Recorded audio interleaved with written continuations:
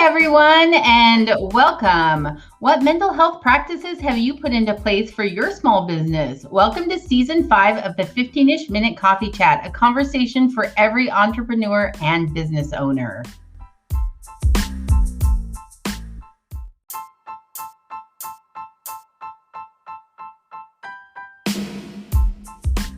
It doesn't matter if you are a large enterprise or a sole proprietor, mental health is important to all work environments. Today, we're talking about what that looks like in a small business setting with Kim Alailima, LMFT, and EMDR therapist at Kalaloa Counseling. I am excited for today. I know, it's going to be awesome. Yeah. We're going to have a great conversation because this is something I'm actually very interested in hearing Kim's thoughts on, like mental health practices for small businesses. That's not something you talk about very frequently if you're a solopreneur or have maybe one other employee or just contract employees. What does that look like, right? Right. And, I just want to talk for a minute on when we review kind of our analytics for shows that we've had in the past. I will be honest with you. All of our mental health episodes have been the number one. So it tells me and Anna that there is a need for talking about this in this space. And so we love bringing on mental health therapists with just kind of getting some feedback, but also they're running a business. And we had an honest conversation with Kim about it just before we came on live about how do you run a business, but you're also a therapist and all the things. So we're just excited to have her. So exactly. I just want to point out, it's a personal thing, but behind me right there, I've been waiting for this. My aunt in Hawaii found an old picture of my dad. He was a hotel manager. He ran hotels and we lived all over the place. This is actually a marketing photo my father took for the hotel. They had him step in the pond because that looked better than the pool in the back of the hotel.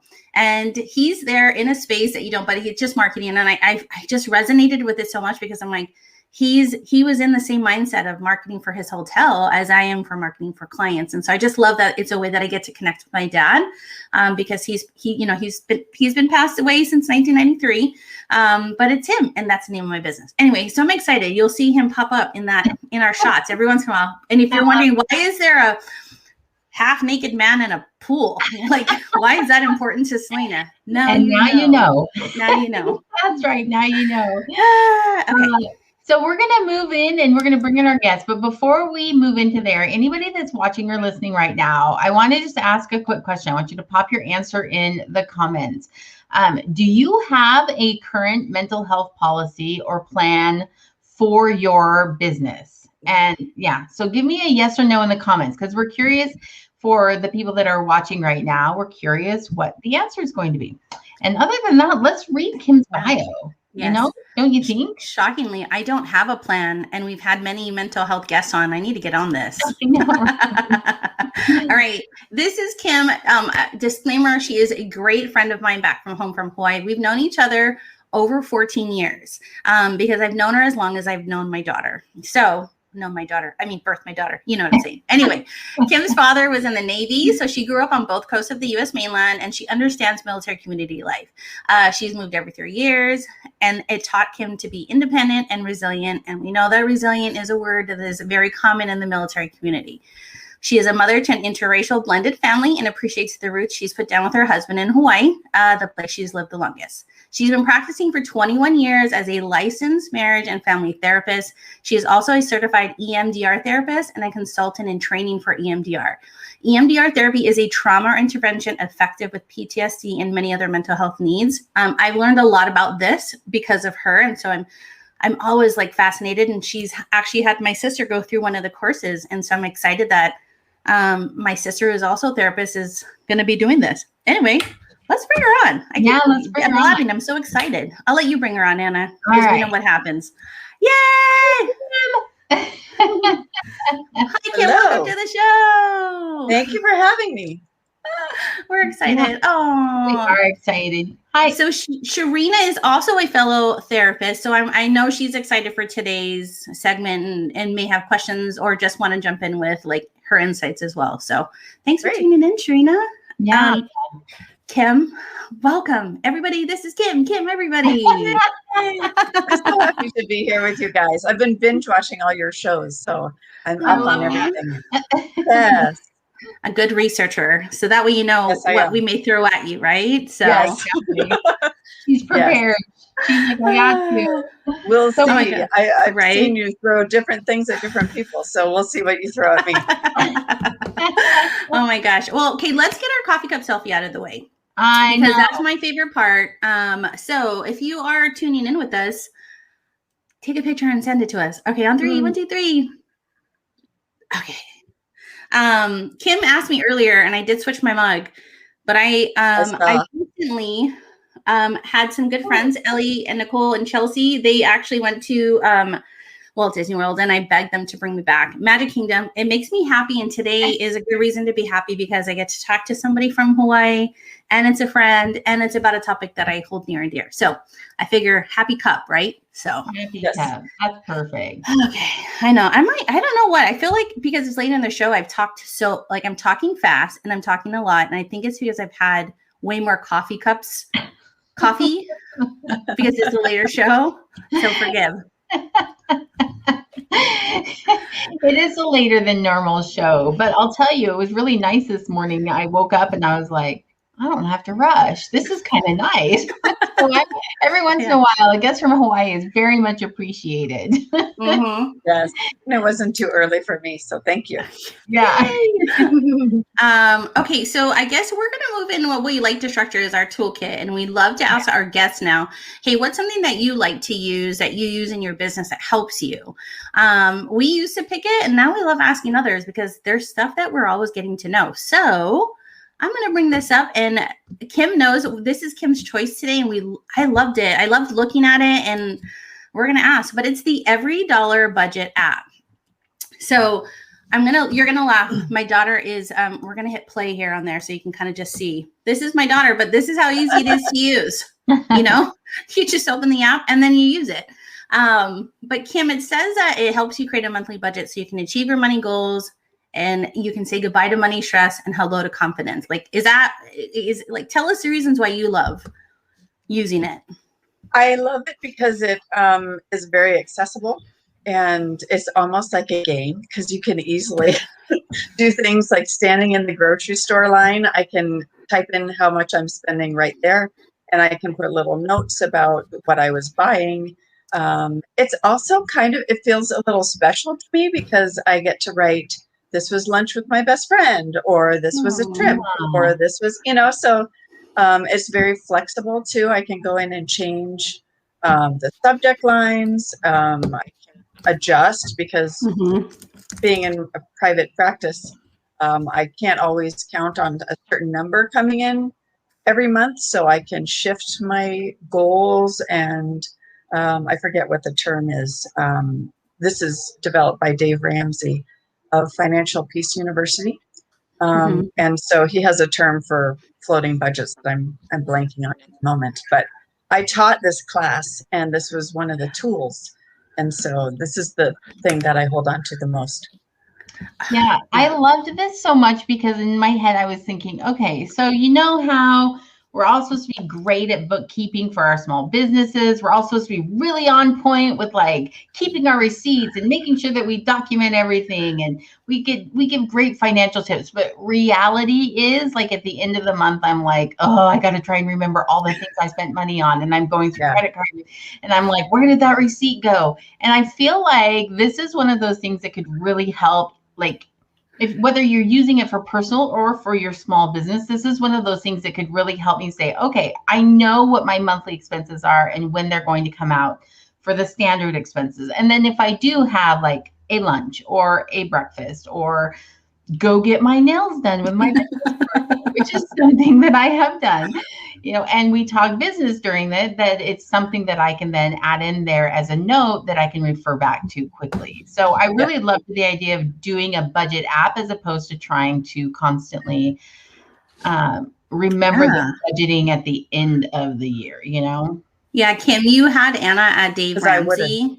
I love Dave Ramsey. I'm a big fan of I'm a big fan of like get rid of the financial angst and stress in your life. Like that's just one of those things. It ruins marriages. It ruins your life. It causes stress and sleeplessness and weight gain. I mean, good grief, everything.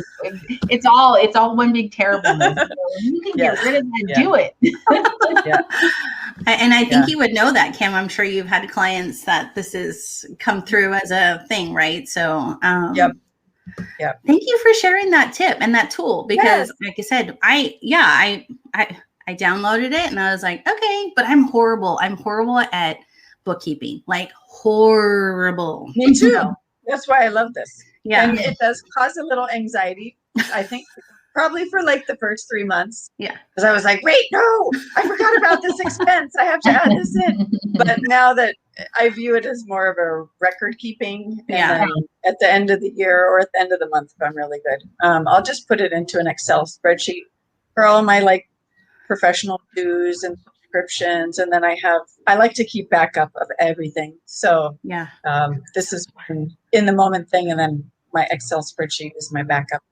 I love that. I love that it's also like a diary of all the fun things you get to go do. Yeah. If you're going to spend money, you might as well record the fun you had while doing it.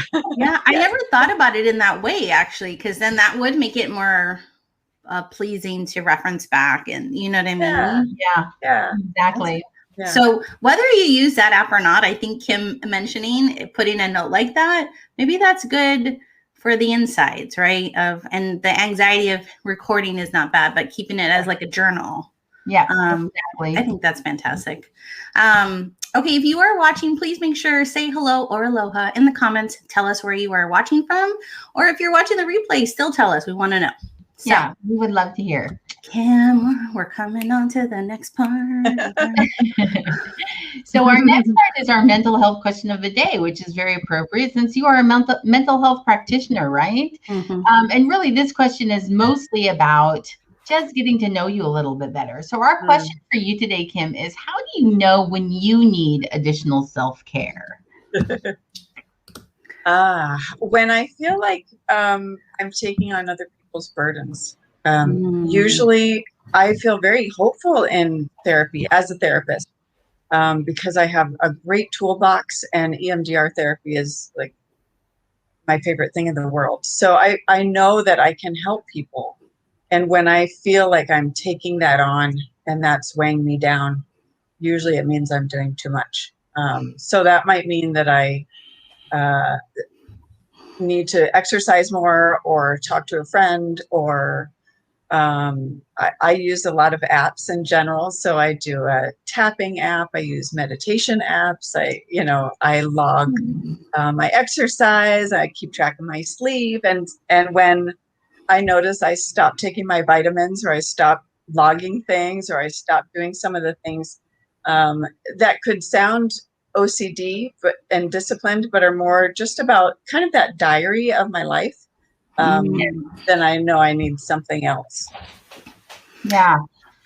I have a question. So like with COVID, right? Like, when we talk about self-care, like, there are still some places that, they can't do little things, or they can't go out, to do the manicure. Like, what do you suggest to them to still be able to get that self-care, but being stuck in the home? Yeah, that's hard. I think it changes. At least it has for me over the last year. It feels like 10 years over the last year. I think nature is really important. I don't know. Some people don't have space, but I started gardening a little bit. We put bird seed in our bird feeder to watch the birds. Nice. We've done all kinds of things that sometimes you're not allowed to like go sit at the beach, but we found just driving and seeing where we live.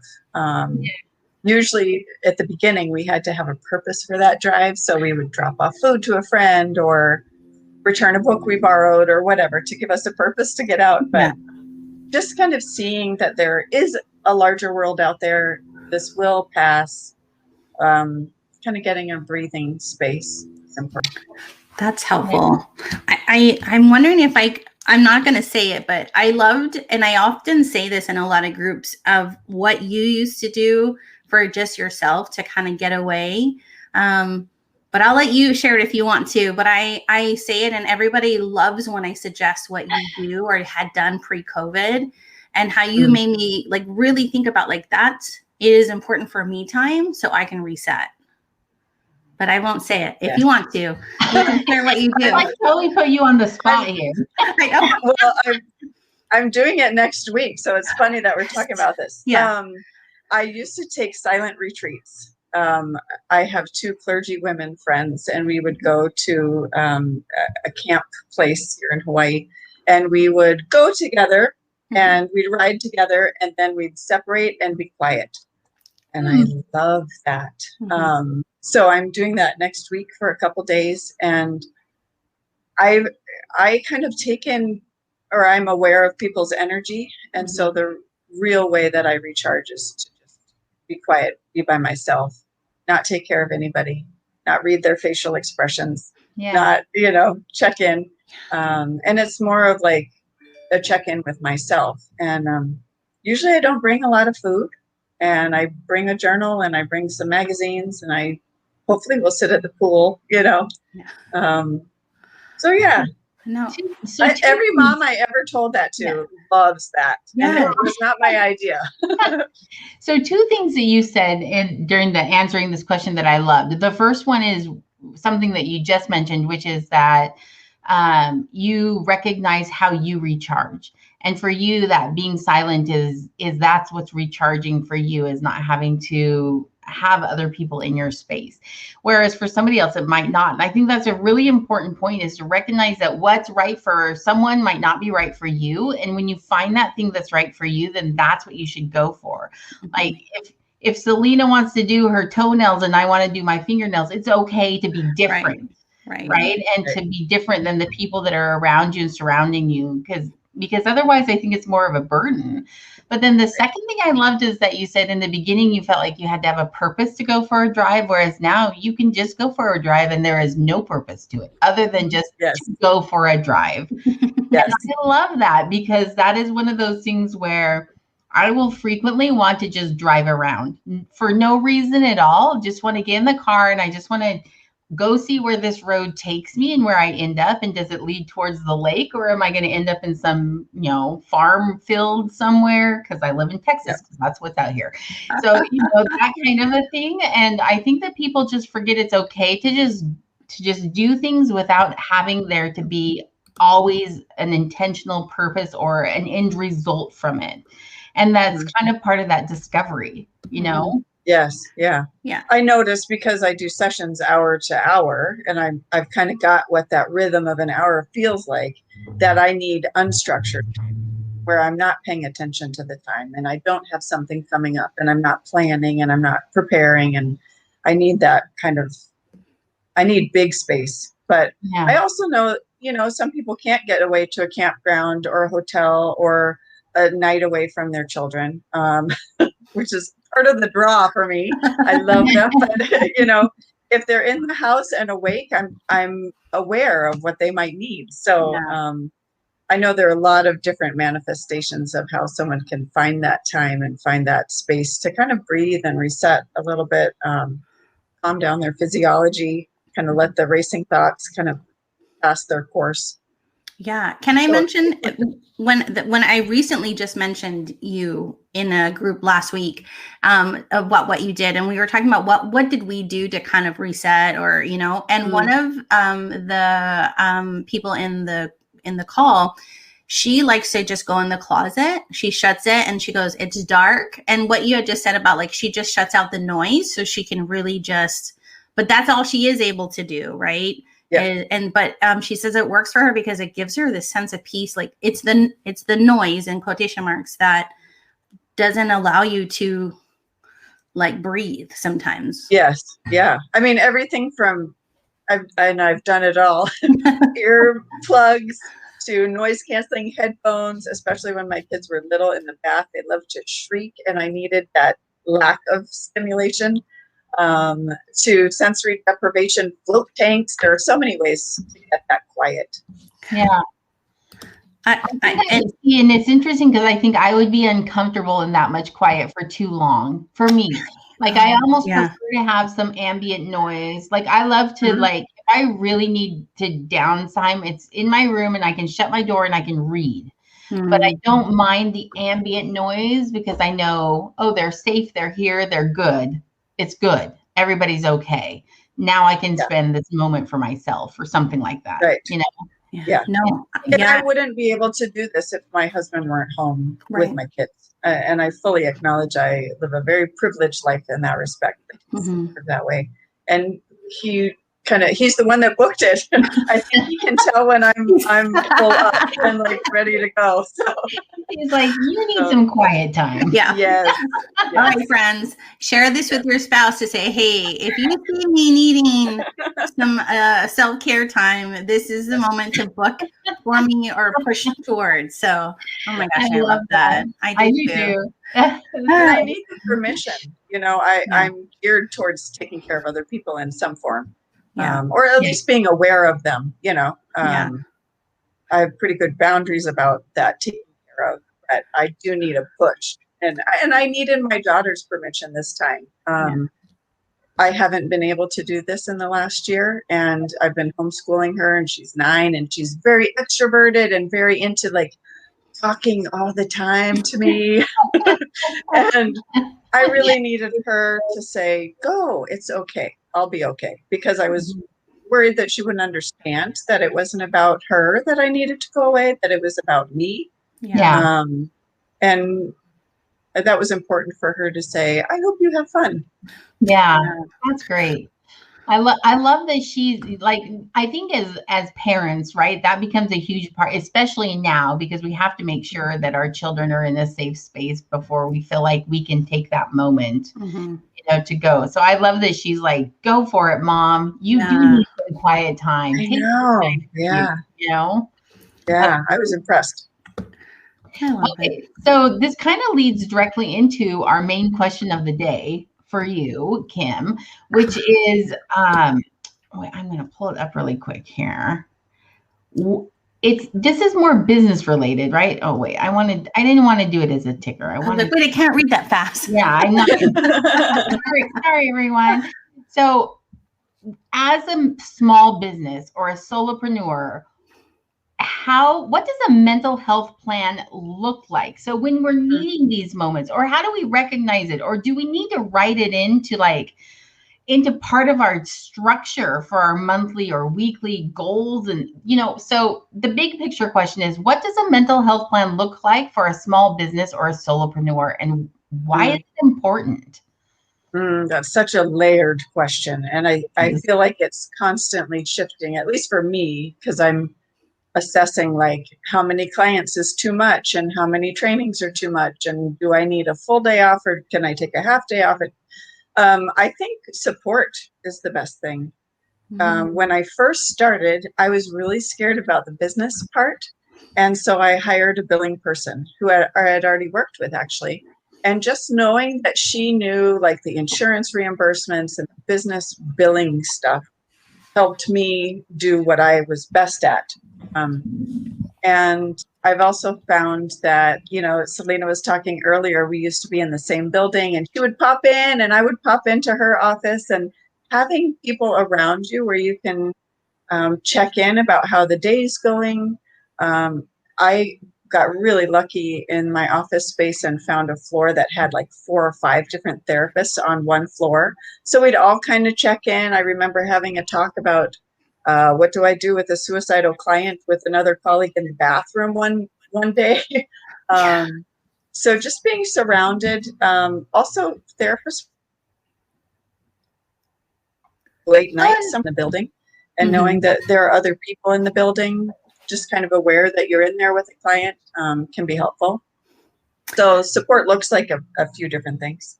So I love that. I love that the mental health plan for a small business really encompasses things like offloading some of your tasks that maybe you aren't the strongest at to someone else, and making sure that you don't isolate yourself too much. you know, Yes, that you are reaching out, whether it be to another business person, or if you're working from home and just need to step out and talk to your spouse or the neighbor, Yep. because you see them Yep. getting the mail and you go out at the same time, or whatever that Yep. might look like, where you're not isolating yourself.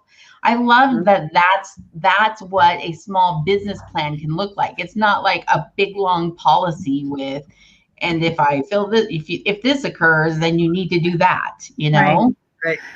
And you know, it's funny when we talked about those choice of words, you know, Anna and I, we always toy about like what we're going to talk about, what we'd love to talk about with our guests. And I remember her saying policy, and I said, oh, that word feels so clinical and so like scary for me to say and so we were toying around other words, and Anna is like plan. And I said, yeah, like that it fits into, because when you say policy, like Anna says, you think like, if you're feeling A, then you need to do B. If you feel like B, we have this support here, and C. You know what I mean? But when we say plan, and how I didn't actually think about a mental health plan in the way that you just described it. But it makes sense.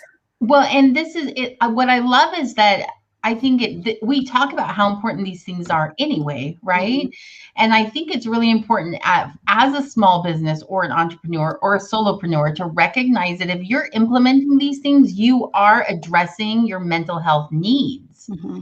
And that's not we don't talk about mental health very much in business world anyway, right? So to know that this is all part of the bigger picture is, I think, maybe eye-opening for a couple of people. I know it is for me. Maybe the people are Selena and I, but there you go. No, I'm realizing the things that I have outsourced has made me happier. And I know that's part of the plan, is knowing that I've done that, is I've made a plan without knowing I've made a plan.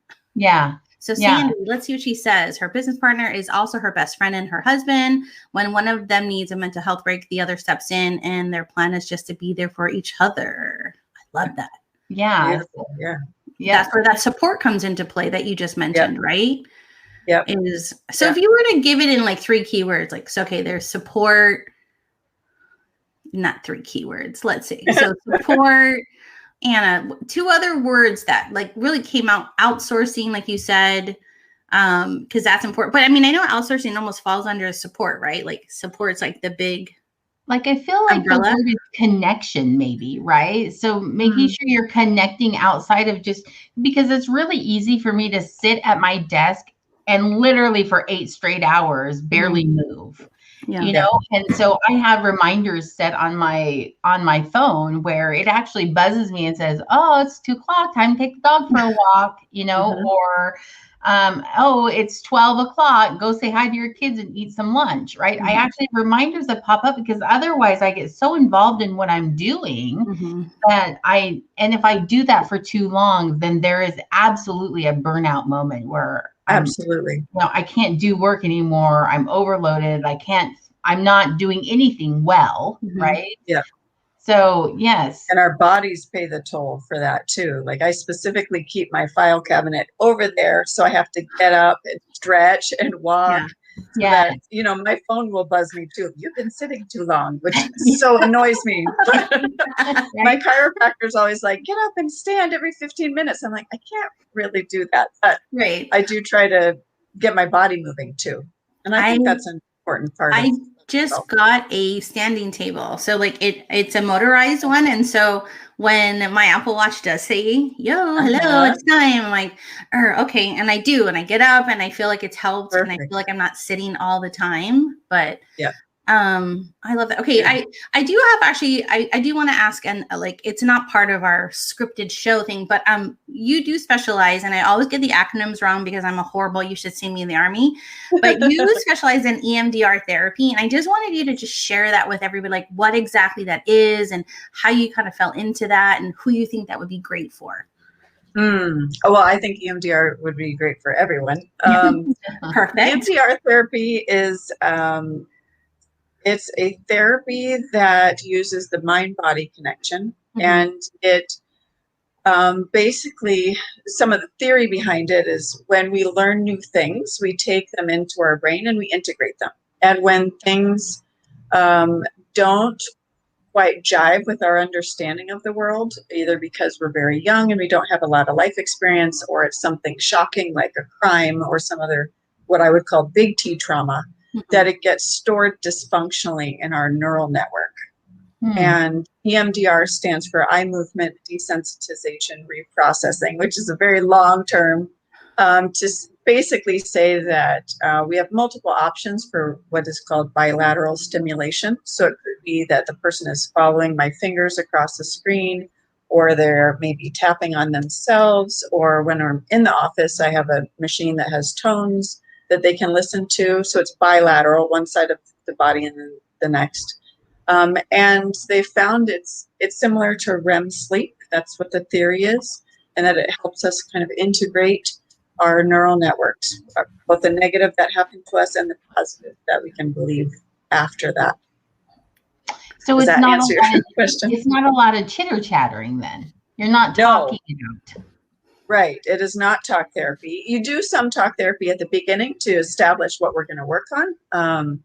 But during the session, I'm actually talking very little. The client, of course, can talk, but I'm just kind of facilitating the reprocessing. So I want to stay out of the way. Sharina, I'm curious if this is something she's going through this process of becoming, but I'm curious, Sharina, if this is of interest to you as a therapist. I've always gone to therapy since I was young because of my parents' divorce, and I've just always found it very helpful. Oh, there's Rocco and snow dog. No, corn dog. Oh, corn dog.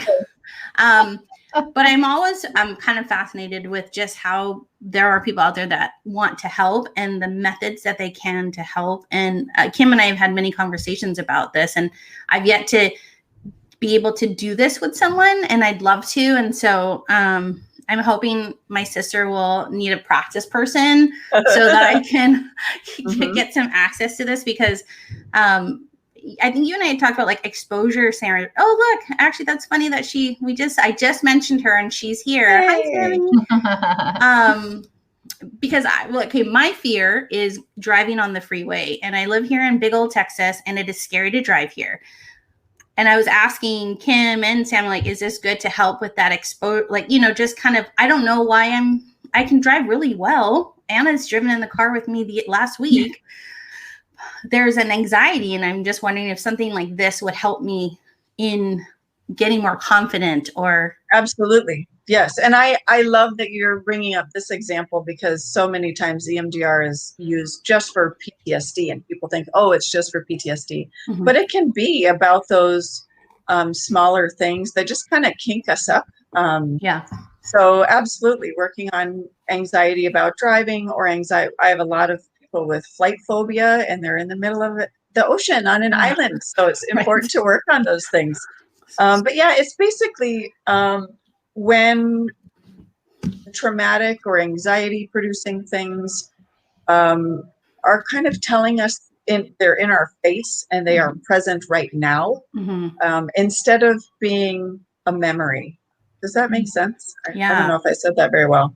But you can move a lot of those experiences. And EMDR is a fascinating, fabulous way to do that. But also stopping and resetting and taking a breath, learning to reset your body, loosen your muscles. All of that is in the preparation phase for EMDR. Being able to shift your emotional state. Like right now, I'm not feeling so great. I'm kind of angry and disgusted with something, but I can choose to focus on something else. That capacity that we have to shift our state is really important. Yeah. Oh, yay, Sharina. That's awesome.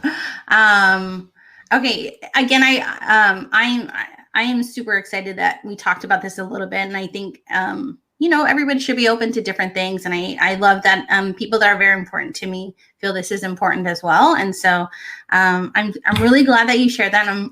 I will report back, people, if I can get my sister to do some things. I don't know why I haven't been like, hey, Kim, but maybe we will. I know. I just want to throw out there too, though, that for the topic of what we're doing today, in talking about small businesses and mental health plan, like this is another option. It's okay to go to a therapist as part of your mental health plan to help you process.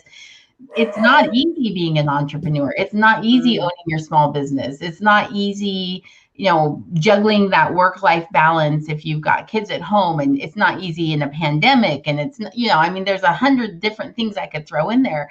And so whether it be an EMDR type therapy or a traditional talk therapy or floating in a weightless tank, like you were saying earlier, Kim, right? Like maybe that's what you need, or having that retreat of the quiet moment retreat or something along those lines, to find your thing that's going to help you process those big and small incidences that kink you up. I love that. The incidences that kink you up. That's a great way of putting it, because it's not always a giant trauma, but it can lead to bigger trauma if you don't take care of it or address it at some point. Absolutely. Yeah. And I've established a niche. I'm not quite sure how I got in it, but I do see a lot of therapists in my practice, and a lot of them are starting their businesses. And it's so anxiety provoking to, what if I don't know how to fill out the tax forms right? Or how do I keep people interested in my business? How do I measure if I'm being successful, especially as a therapist? Because it's not like we're selling a certain number of products. We're trying to help people, and sometimes their impression of that is different than our impression, and it's not always a good fit, and there are a lot of things that can be discouraging. So absolutely, I think the people that can get the support for the emotional load of starting a new thing is important. In fact, one of my colleagues said, you can have a baby or you can grow your business. I ended up doing both, but it is important to get the support as you grow something new. Yeah. And I like the idea that it is that when you're talking about service-based businesses in particular, right, there's not a real tangible number sometimes that you can grasp onto. You're not selling 500 products this month or this week or today.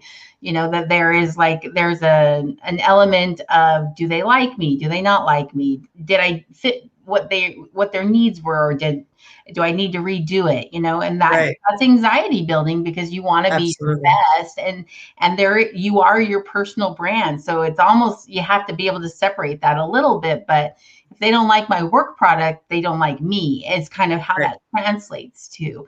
And I think that affects the mental health portion of it, and can be really anxiety inducing for a small business owner, for sure. Yeah. And that's where it's important for a therapist specifically to have therapist supports, so that they can say, oh yeah, that happened to me, or let's look at the pieces of the situation, and maybe it was partly you and maybe it wasn't partly you, and just being able to kind of parse that out and pull it apart and look at all the pieces.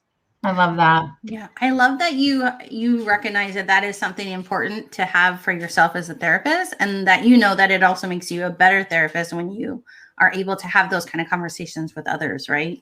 Yeah, absolutely. And I really think therapists should be in therapy at some point in their life, because it's very vulnerable to be a client and to share hard things with someone. And I really think the best therapists are the ones that do their own work, that do reflect, that do take good care of themselves, that have learned to listen to what they need, so that they can go and really show other people, not just tell them, oh, you're supposed to go do this, but to practice what you preach, really, and live a good life that you can help other people live. That's great. So good. So good. I just feel this calm moment of this whole weekend, and then having you on today, just kind of I feel so many things just making sense, and how to move forward with certain things so that I can be better in my business, but be better with myself. And I don't know what, just again, going back to you saying about the mental health plan, is having the support and those little things, and knowing that is actually what is considered a plan as well, almost makes me feel like I can breathe, knowing that I am doing little things that are helping all of this. Yep. And recognizing that there's supports out there for if you need something extra or something more. There are options out there, and that it's as a small business owner that that should be part of your plan, that you should be thinking about that. Exactly. Okay. I could go on and on and on, but we are at the point where I want to tell you guys where you can find Kim. She is on LinkedIn. She's very active and I love it. And I see her there. Well, hey, Kim, let's say you're active there than anywhere else where people can really kind of learn about stuff. She also does post a lot of videos and just suggested like literature on reading about EMDR and what it is, how it works, all the things. So if you're wanting to learn more about that, go connect with her there on LinkedIn because she's awesome. I am saying that because I love her to death. So that's where you can find her. I will put in the comments one of her links that you can find her about if you'd like to connect with her. How do you not say professionally, but because you need somebody. She has a nice link that I want to share, but I'll share it while Anna does all the other things. Okay. Well, okay. So we're going to really quick show you what our tip jar is. Our tip jar is from Eldridge. Oh, wait, hold on. She's our resident CPA. And Caitlin just provided us just some friendly reminders. And this goes right along with the Budget Every Dollar app that we talked about earlier today. But when you sit down to do your monthly bookkeeping, make sure you get all your receipts and bank statements together first, so you're not running off looking for them in the middle of your event. I'm trying to do your bookkeeping, and we talked about that a little bit earlier, but it just makes it go so much faster and you get it done so much quicker. So much faster. Yeah, so much faster. Okay. So next week, while Selena's putting that in the comments, next week we're going to have Kanita Williams, Model for the King Coaching, and we're going to be talking about being intentional. Kanita was supposed to join us a couple of weeks ago, and there was a little bit of a mix-up, but she's joining us next week, and we're super excited to have her on. And we really appreciate you being here and supporting us. You can find us at AnnaandSelena.com, on Facebook, on YouTube, or your favorite podcast platform. We do want you to subscribe to our YouTube channel. We have a goal of getting 100 subscribers during the month of April so that we can customize our backlinks. That's what we're shooting for right now. So send it to your friends, send it to your grandma, have everybody subscribe for us, and give us that one customized backlink freebie this month. Yes, I almost have it. Almost have it, guys. Hold on. He's almost got it. And so, you got it? Yeah, I'm posting where you can find. Oh wait, I just want to. I'm just showing up this comment here for Sammy. She agreed. She loved the EMDR videos on LinkedIn, especially before my training. Well, Selena's the one that talked me into doing those. So I'm very grateful for that. But she did so great. Okay, so if you just go to any of our stuff, click on there, and you'll kind of get to see a little bit more about Kim, how you can connect with her if you're needing some therapy that's not whatever. I don't know how to say it because I'm just excited and way too much coffee. So I should give a little disclaimer too. I cannot practice out of state. So Psychology Today is a great resource for a therapist in your individual area. Awesome. And so you don't have to type in my name. You could just type in Psychology Today and look at the filters and choose a therapist that what you're looking for. Yeah. Perfect. I know there's a lot of military spouses in Hawaii. So this just kind of gives you a taste of somebody that you now know, because we know finding a therapist sometimes is really hard, like finding your new hairstylist, finding your new manicurist, right? Yeah. That is somebody important that you need to find. So, all right, guys, we're at the end. Thank you so much. This has been fantastic. Pleasure. And thank you for everybody that tuned in. And I hope you enjoyed all the little tidbits Kim was able to share with Anna and I. And we'll catch you next week. Yeah, thank you so much, Kim. We really appreciate having you on. My pleasure. Thanks for having me. Aloha.